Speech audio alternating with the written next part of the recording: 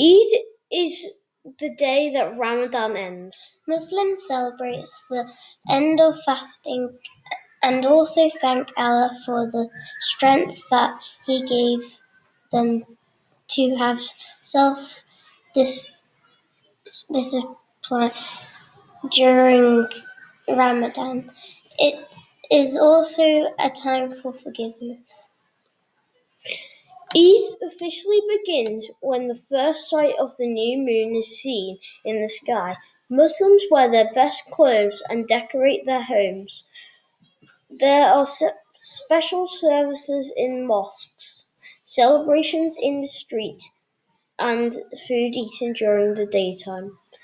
By the way, Alice, when does Ramadan next take place? Ramadan will happen again between the 2nd of April and the 1st of May next year.